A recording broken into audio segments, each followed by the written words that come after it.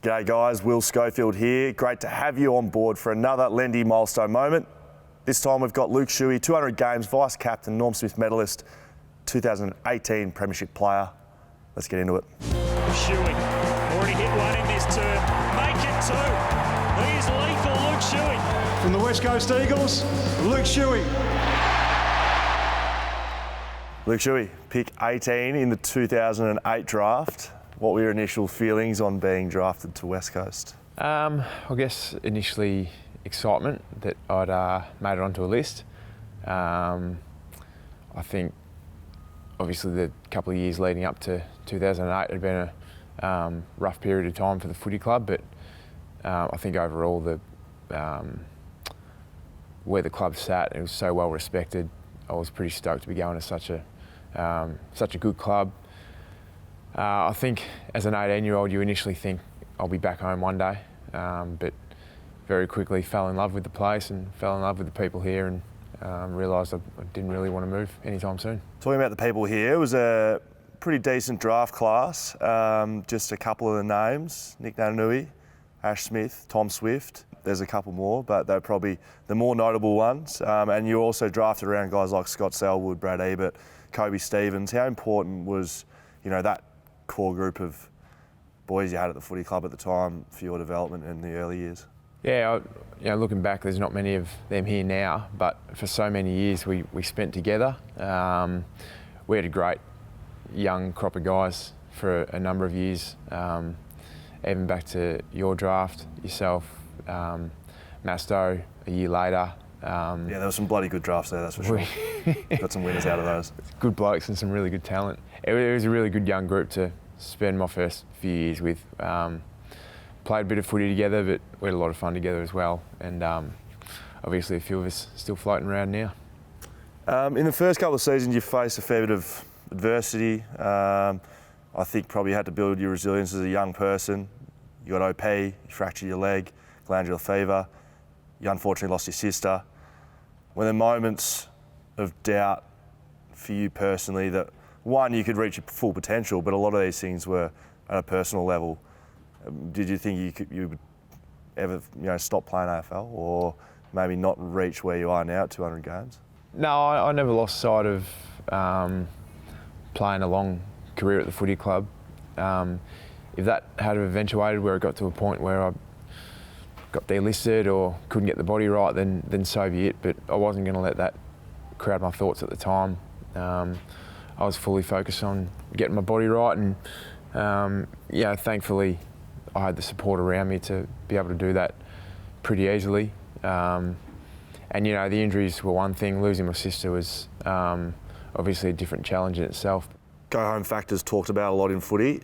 Has that ever been a consideration? Do you find loyalty to a footy club, is that important to you, given how long you've been here and where you've come from?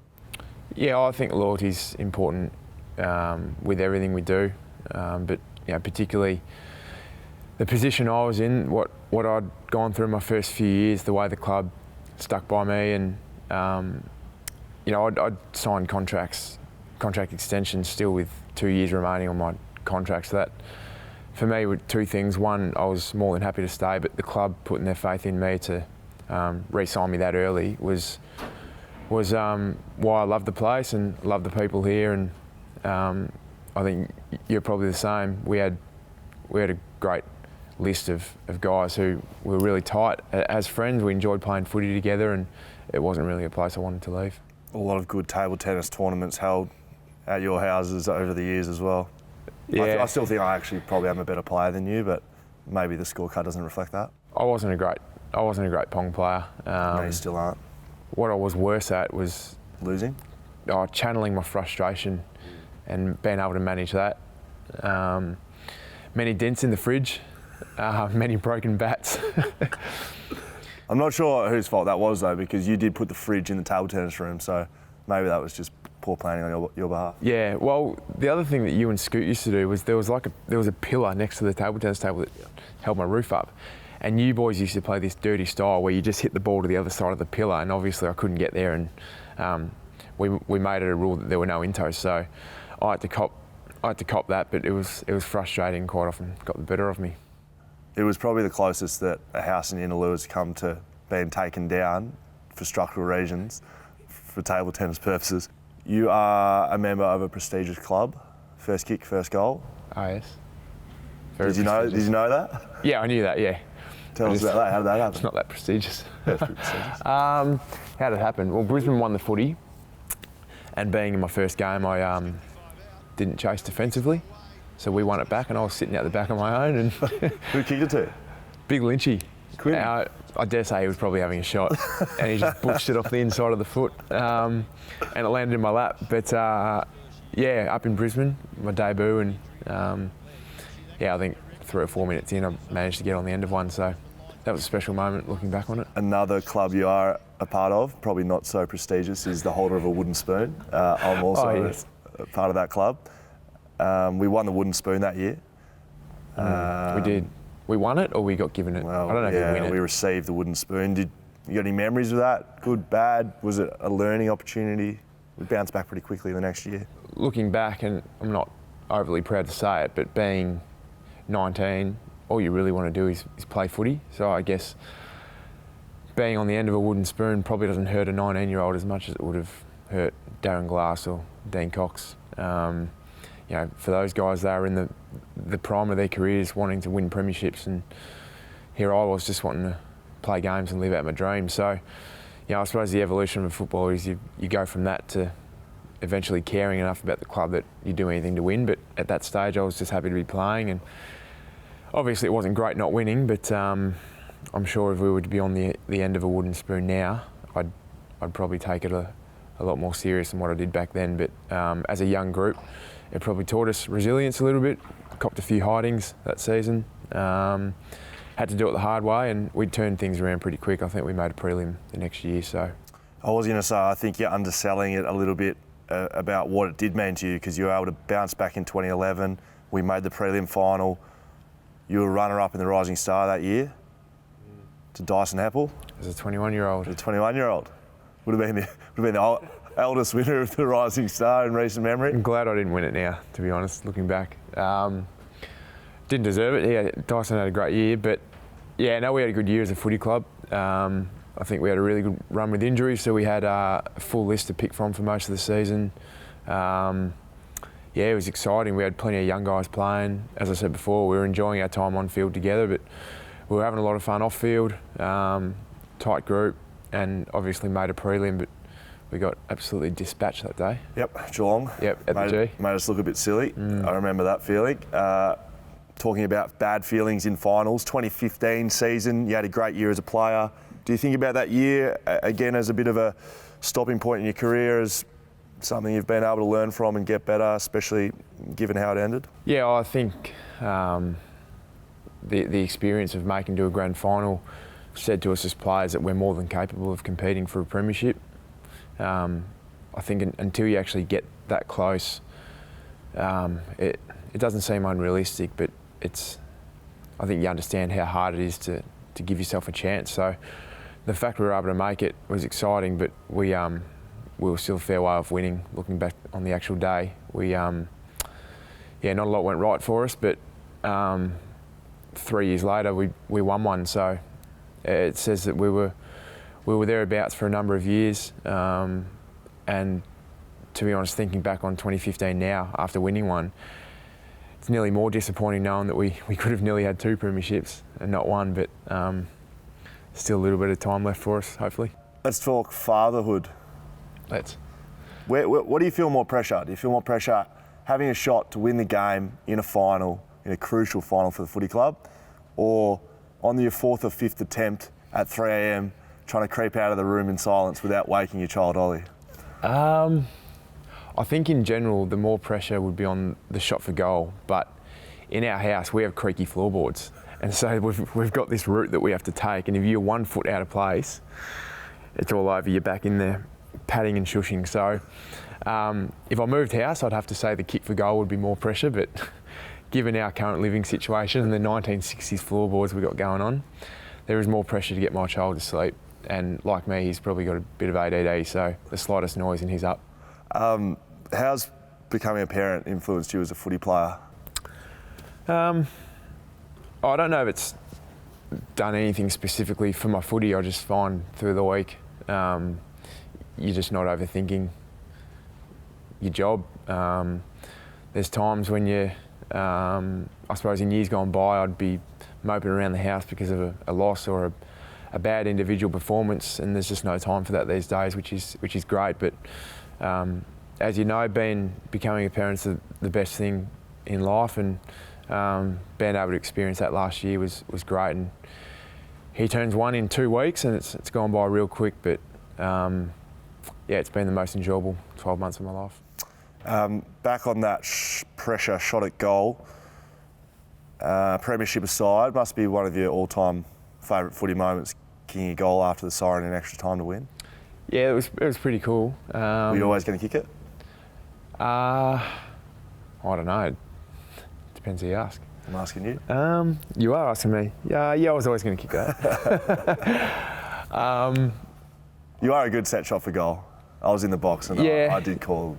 I remember I'd gone back off the mark, and AJ, our runner, had come out and he said there's 10 seconds to go, so I knew the siren was going to go, and the siren went, and I turned around and I made eye contact with Sam Mitchell, and he just laughed and smiled at me as if to say, like, imagine, fancy being in this situation. And that was that helped me relax, I think, seeing the guy who'd played so much footy at such a high level and played in so many big games, to see that it wasn't the be-all and end-all.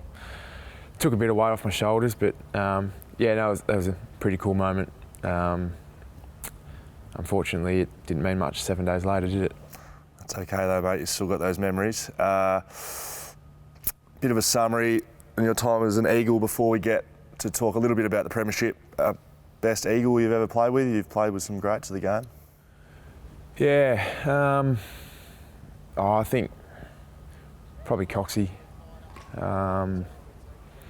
Anyone that sort of revolutionises a position, in a sense, they've had a fair impact on the game. So Coxie, more modern day, probably. I think in years to come, being able to look back and say I'd played with Joshy would be pretty cool. Yep. You've given him a fair few goals, Josh Kennedy. Well, that's where I was going with this. I was hoping you were going to say that. Yeah. Nah. He hasn't really returned the favour either. What's he do for you? He does make a lot of my shank kicks look good. Yeah, I think he'll go down as one of the great forwards of the club, if not the AFL. 2018 premiership. I think it would be a relatively poor interview if I didn't at least spend a little bit of time on this. What were your thoughts coming into the game, given your past experiences in the last day in September? I was fearful of having a grand final record of 0 from 2, I suppose, which upon reflection probably wasn't a great mindset to have, but we're all motivated differently. So for me, thinking about getting so close again and not getting one, I suppose spurred me on to try and play my best. But it was an exciting week. We talked internally about how so much goes on in grand final week. As you know, we talked about it. So much goes on in grand final week, and you just got to accept it and move on and try not to get caught up in it all. So I thought we handled the week pretty well. For us being out of Melbourne, we escape a little bit of the hoo-ha that comes with grand final week. But no, it was exciting. I was obviously preoccupied with a 2-week-old, which probably helped relax myself throughout the week a little bit. But it was exciting. We had another crack at winning a grand final, which was great. Look, you won the Norm Smith medal, so you played pretty well. Do you remember in-game... Well, 2 questions. Do you remember any thoughts you were having in-game? Like, if you think back on the grand final, do you remember stages in the game where... Did you know you were playing well? I felt good. Yeah, I felt like I was playing okay. I suppose in terms of clarity of where you're at in the game, that was probably the clearest I'd been in terms of game sense, what we need as a team. The clearest I'd been all year. I think because there was no next week, all you needed to focus on was now. And yeah, I don't know. I think we're all probably on the same page with that.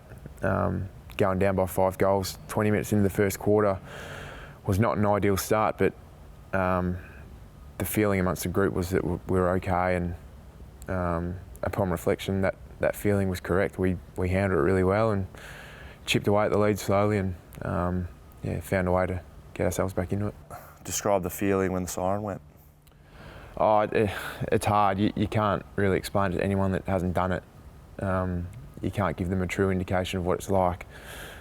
For us, having waited, I don't know, for you it's 13 years, I think. For me it was 10 that we've played without one. So it's sort of cool to go all that time and win one. As good as it would be to win one early on in your career, I think it was pretty special that so much work and so much effort had gone into getting there and winning one.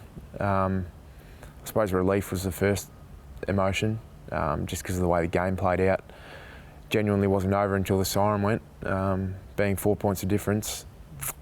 And then all sorts of emotions hit you, as you can relate to. There's elation, there's you're grateful, you think of your teammates who aren't out there with you. I think for us, probably thought of people we'd lost along the way.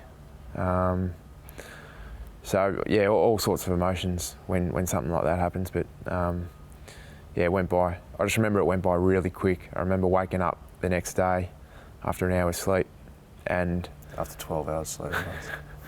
and just thinking, where'd the night go? Like, that just went by in the blink of an eye, but it's a sign of a good time.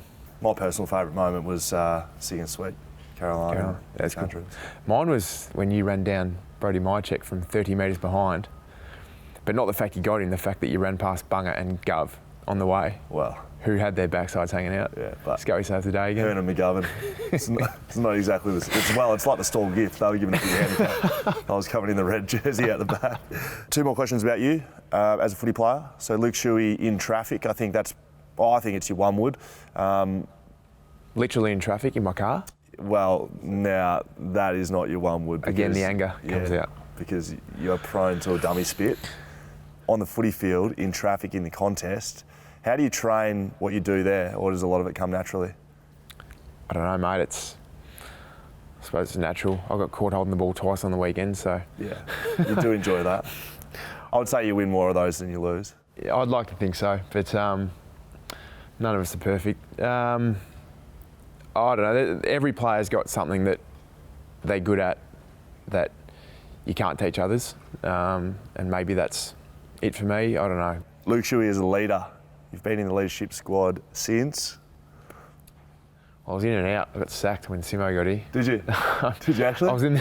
Did you actually? Mate, I was in the 14-man leadership group with Whoosh, and then Simo came and wanted to trim it down to 5, and And you got the axe? didn't get a look in there. Nah. Really? Yep. Got the axe. So How did you feel about that? it was fine. I sort of agreed that we needed to trim it down from 14. And then Whatever it you were was. back in the next year? And then I think I was back in the next year, yeah. How do you see your leadership style? I'm a lot more relaxed about my leadership style now than what I probably was 4 or 5 years ago. I think years ago, I just wanted to be the best leader I could be, but probably put a bit too much pressure on myself, whereas now I sort of just let it come naturally. And if guys like the way I lead, then great. And if they don't, well then I'd like them to come and tell me and let me know what I can work on. But I think things also change when you become a father. You become a lot more time away from the footy club orientated, I think, if that makes sense. And so all my time and effort into, I shouldn't say helping the footy club improve, but I'm a lot more occupied trying to raise a child these days. So anyway. Last question. I've asked this to a lot of Milestone boys. At the end of your career, how would you like players to remember you? What would you like players to say about you, Luke Shuey, the footballer and the man? I think as a teammate, you just want to be trusted. You want your teammates to have trust every time they run out with you. And maybe fellow 3-time premiership player would be nice. Great. See how the next few years go, but hopefully we can have a few reunions, not just one. Luke Shuey, well done. Thanks for joining us in the Lendi living room. I'm not sure if you noticed, Nice, but yeah. I've updated the place since our last It's beautiful, interview. yeah. Thanks very much. Thanks, well done. Lendi. 200 games. Good on you, mate. Cheers.